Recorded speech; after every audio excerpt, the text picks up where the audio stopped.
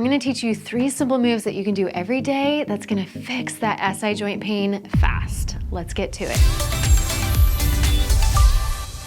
So the first one, this is probably my favorite one. You're on the floor, and this is where you could use a pillow or a yoga block. I'll show you with a yoga block because we're gonna get into this, what I like to call the 90-90 position. You kind of look like you're a cheerleader sitting on the ground, and the yoga block is gonna go underneath this one bum on the side of the leg that's in front of you, okay? And that's just gonna lift your hips up a little bit higher, take some of that pressure off of your SI joint, some of that pressure off of your deep hip rotators, kind of where you're feeling that sciatica issues.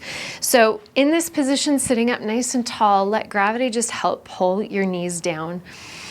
We're gonna inhale, and then we gotta make sure that your pelvis is not tucked under, okay? Because in this position, you might feel like the tightness of your hips wanna tuck your pelvis under, so we're gonna go the opposite direction and actually tip your hips out behind you. And in that moment, you might immediately feel the stretch through your deep hip. That could be enough right there. But if you wanna go a little bit deeper and lean into it, that can intensify the stretch. Make sure you're not pushing into the pain too intensely, but keep your torso up nice and lifted. We're not rounding through your torso, and you're just gonna lean your body straight forward. Big deep inhales and exhales, and at the same time, you're thinking about pushing that hip out behind you, and that's gonna give you that really nice feeling stretch deep in that hip socket joint. So that's the first movement that you can try every day for your SI joint. So for the second movement that I want you to work on every day that's gonna really help, come onto your back in a really relaxed position. And in this moment, you might feel like there's a little bit of a gap between your low back and the floor. We're gonna reduce that gap by tucking your tailbone under. So we're doing what's called a posterior pelvic tilt. So now you should feel your low back connected to the floor really firmly. And in that moment, just exhale.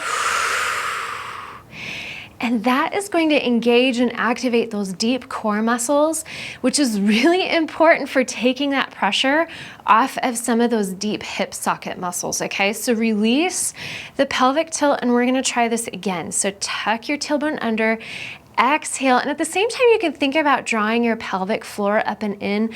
All of those muscles kind of integrate through your hip socket. So just by engaging those deep core muscles with that exhale, and the pelvic tilt is going to relieve some of that tension through the hip socket. So let's try one more, releasing that pelvic tilt. We're gonna find it again, tucking your tailbone under,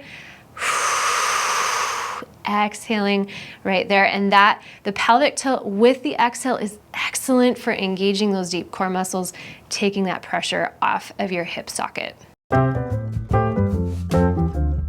For our third and final exercise I want you to do every day for that deep hip pain, you're gonna find your way onto your side. Okay, these are called clamshells. You may have seen these before, but I bet you've done them wrong. So I'm gonna give you a quick tip. It's gonna help make sure that you're doing them correctly and really targeting those side glute muscles, building up the strength around the area that's causing you pain, all right? So on your side, we actually wanna tuck your knees up so that this top knee is slightly more forward than the bottom knee.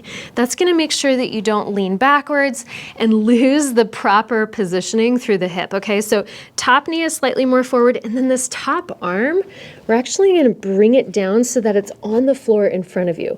Once again, this is keeping you from rolling open, okay? You can relax your head down on the floor so everything is where it needs to be, and then we're just gonna lift that top knee about 5 or 6 inches and then release it back down. That is all you need to do, is just a little bit of a knee lift, and in that moment you're going to feel those outer glute muscles kicking on and working and strengthening, and we're just going to lift it up. You can pause at the top and exhale. Feel that coordination between your core and your side glute, and release. Pick it up and exhale.